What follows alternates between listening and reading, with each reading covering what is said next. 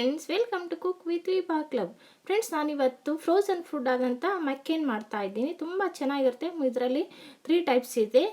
ಮೇಲ್ಗಡೆ ಎಲ್ಲ ತುಂಬ ಗರಿ ಗರಿಯಾಗಿ ಬಂದಿದೆ ಫ್ರೆಂಡ್ಸ್. ತಿನ್ನೋದಕ್ಕೆ ತುಂಬಾ ಚೆನ್ನಾಗಿದೆ. ಅದಕ್ಕೋಸ್ಕರನೇ ನಾನು ಈ ವಿಡಿಯೋನ ಮಾಡಿ ಹಾಕ್ತಾ ಇದ್ದೀನಿ ಫ್ರೆಂಡ್ಸ್. ನೀವು ಯಾವಾಗ ಬೇಕೋ ಆವಾಗ ಇದನ್ನು ಮಾಡ್ಕೊಂಡು ತಿನ್ಬೋದು. ನಾನು ಹೇಗೆ ಮಾಡೋದು ಅಂತ ನಿಮಗೆ ಹೇಳ್ಕೊಡ್ತೀನಿ. ಅದಕ್ಕಿಂತ ಮುಂಚೆ ನೀವು ಈ ವಿಡಿಯೋನ ಸ್ಕಿಪ್ ಮಾಡದೆ ಪೂರ್ತಿಯಾಗಿ ನೋಡಿ ಫ್ರೆಂಡ್ಸ್. ನಮ್ಮ ಚಾನಲ್ಗೆ ಸಪೋರ್ಟ್ ಮಾಡಿ, ಸಬ್ಸ್ಕ್ರೈಬ್ ಮಾಡೋದನ್ನು ಮಾತ್ರ ಮರಿಬೇಡಿ. ಒಂದು ಲೈಕ್ ಕೊಡಿ ಫ್ರೆಂಡ್ಸ್.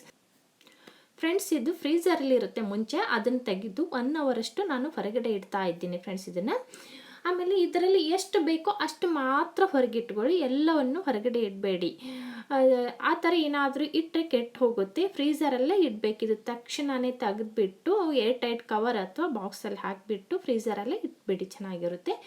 ಇದು ಮಕ್ಕೇನಲ್ಲಿ 3 ಟೈಪ್ ಇದೆ. ಇದರಲ್ಲಿ ಸ್ಮೈಲೀಸ್ ಇದೆ, ಮತ್ತು ಇನ್ನೊಂದು ಬೈಟ್ಸ್ ಇದೆ, ಇನ್ನೊಂದು ಫಿಂಗರ್ ಚಿಪ್ಸ್ ಇದೆ. ಇದು ಮಸಾಲ ಬರುತ್ತೆ. ತುಂಬ ಚೆನ್ನಾಗಿದೆ ಫ್ರೆಂಡ್ಸ್. ಇದನ್ನ ನಮ್ಗೆ ಯಾವಾಗ ಬೇಕು ಅಂತ ಅನಿಸುತ್ತೆ ಆವಾಗ ಇಮಿಡಿಯೇಟಾಗಿ ನಾವು ಮಾಡ್ಕೊಂಡು ಬಿಡ್ಬೋದು. ರೆಡಿಯಾಗಿರುತ್ತಲ್ಲ, ಅದಕ್ಕೆ ತುಂಬ ಚೆನ್ನಾಗಿರುತ್ತೆ. ಇದರಲ್ಲಿ ಎಲ್ಲಕ್ಕಿಂತ ಚೆನ್ನಾಗಿ ಅನಿಸಿರೋದು ನನಗೆ ಸ್ಮೈಲೀಸ್ ಏನಿದೆಯಲ್ಲ, ಅದನ್ನು ತುಂಬ ಇಷ್ಟ ಆಗಿರೋದು. ಅದರಲ್ಲಿ ಎಣ್ಣೆ ಕೂಡ ಹಿಡ್ಕೊಂಡಿಲ್ಲ. ತುಂಬ ಚೆನ್ನಾಗಿ ಬಂದಿದೆ ಫ್ರೆಂಡ್ಸ್. ಇದನ್ನು ಮಕ್ಕಳಿಗೆ ಇದೆಲ್ಲ ಇಷ್ಟ ಆಗುತ್ತೆ ಫ್ರೆಂಡ್ಸ್. ಇದನ್ನು ನಾನು ತೋರಿಸ್ತಾ ಇದ್ದೀನಲ್ಲ, ಇದು ಸ್ಮೈಲೀಸ್. ಇದು ತುಂಬ ಚೆನ್ನಾಗಿದೆ ಫ್ರೆಂಡ್ಸ್. ಇದರಲ್ಲಿ ಫ್ರೀಝರಲ್ಲಿ ಇಟ್ಟಿರೋದ್ರಿಂದ ಎಲ್ಲವೂ ಐಸ್ ಹಿಡ್ಕೊಂಡು ಬಿಟ್ಟಿರುತ್ತೆ. ಅದಕ್ಕೋಸ್ಕರ ನಾವು 1 ಅವರಷ್ಟು ಹೊರಗಡೆ ಇಡಲೇಬೇಕು ಫ್ರೆಂಡ್ಸ್. ತಕ್ಷಣವೇ ಮಾಡೋಕ್ಕೆ ಹೋಗಬೇಡಿ, ತುಂಬ ಹಾರ್ಡಾಗಿ ಬಂದುಬಿಟ್ಟಿರುತ್ತೆ. ಇದು ನೋಡಿ, ನಾನು ತೋರಿಸ್ತಾ ಇದ್ದೀನಿ, ಐಸ್ ಆಗಿಬಿಟ್ಟಿದೆ. ಮೇಲ್ಗಡೆ ಎಲ್ಲ ಐಸ್ ಹಿಡ್ಕೊಂಡಿರುತ್ತೆ. ಅದಕ್ಕೋಸ್ಕರ ನಾವು 1 ಅವರ್ ತನಕ ಹೊರಗಡೆ ಇಡಲೇಬೇಕು. ಸೊ ನೀವು ಒಂದು 30 ಮಿನಿಟ್ ಇಟ್ಟು ನೋಡಿ. ಅದರ ಮೇಲ್ಗಡೆ ಇರೋ ಐಸ್ ಎಲ್ಲ ಹೋಗಿಬಿಟ್ಟಿದ್ರೆ ನೀವು ಕರಿಬೋದು. ಹೋಗದೆ ಇದ್ದಾಗ ಸಾಫ್ಟಾಗಿ ಬರಬೇಕು. ಬರೋ ಮಟ್ಟ ನಾವು ಹಾಗೆ ಇಟ್ಬಿಡ್ಬೇಕಾಗುತ್ತೆ. ನೋಡಿ, ಇದು ಎಲ್ಲದಕ್ಕೂ ಹಾಗೆ ಆಗಿಬಿಟ್ಟಿರುತ್ತೆ. ಇದು ಫ್ರೀಝರಲ್ಲಿ ಇಟ್ಟಿರೋದ್ರಿಂದ ಐಸ್ ಹಿಡ್ಕೊಂಡಿರುತ್ತೆ. ಮತ್ತು ಇದನ್ನು ರೂಮ್ ಟೆಂಪ್ರೇಚರಲ್ಲೇ ಇಟ್ಬಿಡಬೇಕು. ಫ್ಯಾನಿಗೆಲ್ಲ ಇಡಬೇಡಿ, ಹೊರಗಡೆ ಇಟ್ಬಿಡಿ. ಆಮೇಲೆ ತಾನಾಗಿ ಐಸ್ ಕರಿಗೆ ಹೋಗುತ್ತೆ. ನೋಡಿ, ಇವಾಗ ನಾನು 1 ಅವರಷ್ಟು ಇಟ್ಟಿದ್ದೆ. ತುಂಬ ಸಾಫ್ಟಾಗಿ ಬಂದುಬಿಟ್ಟಿದೆ. ಇದು ನಾನು ತೋರಿಸ್ತಾ ಇದ್ದೀನಿ ನೋಡಿ, ಎಲ್ಲವೂ ಇದೇ ಥರ ಬಂದುಬಿಟ್ಟಿದೆ, ಸಾಫ್ಟಾಗಿ ಬಂದಿದೆ.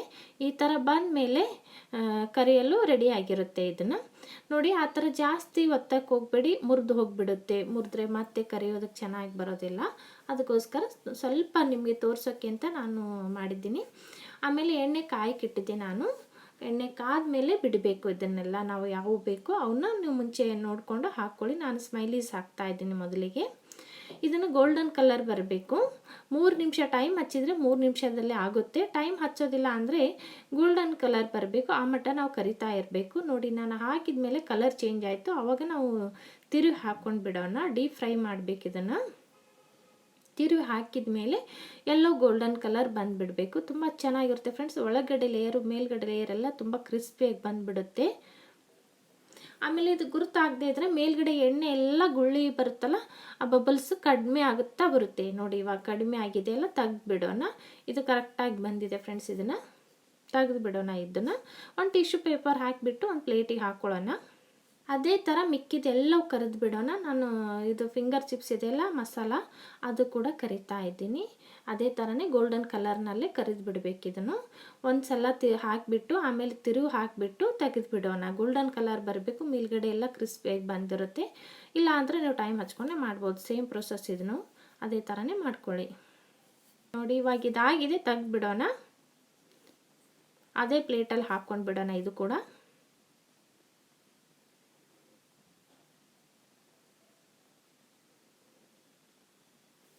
ಇನ್ನೊಂದು ಮಸಾಲ ಬೈಟ್ಸ್ ಇತ್ತಲ್ಲ, ಅದು ಆಲೂ ಬೈಟ್ಸ್, ಅದು ಕೂಡ ಎಣ್ಣೆಲೆ ಕರೆದು ಬಿಡೋಣ. ಸೇಮ್ ಇದನ್ನು ಅದೇ ಥರನೇ ಕರ್ಕೊಳ್ಬೇಕು. ಹಾಕಿದ ಮೇಲೆ ಹಾಗೆ ಬಿಟ್ಟು ಬಿಡಬೇಡಿ, ಹೊತ್ತೋಗುತ್ತೆ. ಮಧ್ಯೆ ಮಧ್ಯೆ ಕೈ ಆಡಿಸ್ತಾ ಇರಬೇಕು. ಆ ಥರ ಮಾಡೋದ್ರಿಂದ ಹೊತ್ತೋದಿಲ್ಲ, ಕಲರು ಕರೆಕ್ಟಾಗಿ ಬಂದುಬಿಡುತ್ತೆ. ಆಮೇಲೆ ತಿರುವಿ ಹಾಕ್ಕೊಂಡು ಬಿಡೋಣ. ಇದನ್ನು ತಿರುವಿ ಹಾಕಿದ ಮೇಲೆ ಮತ್ತೆ ಒಂದು ಸ್ವಲ್ಪ ಕರಿಬೇಕು. ಅದ್ರ ಗೋಲ್ಡನ್ ಕಲರ್ ಬಂದಿರಬೇಕು. ನೋಡಿ, ಇದಾಗಿದೆ, ತೆಗೆದುಬಿಡೋಣ. ಕಲರ್ ನೋಡಿ ಎಷ್ಟು ಚೆನ್ನಾಗಿ ಬಂದಿದೆ, ತುಂಬ ಕ್ರಿಸ್ಪಿಯಾಗಿ ಬಂದಿದೆ ಫ್ರೆಂಡ್ಸ್. ಇದನ್ನು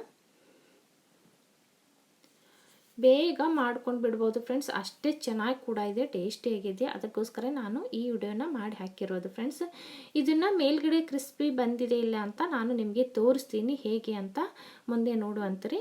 ಆಮೇಲೆ ಇದನ್ನು ಗ್ರೀನ್ ಸಾಸು ಅಥವಾ ಕೆಚಪ್ಪು ಅಥವಾ ಇಲ್ಲ ಅಂದರೆ ಚೀಸ್ ಸಾಸ್ ಜೊತೆಗೆ ತಿನ್ಬೋದು. ನೋಡಿ ಇದ್ರ ಸೌಂಡ್ ಹೇಗೆ ಬರುತ್ತೆ ಅಂತ.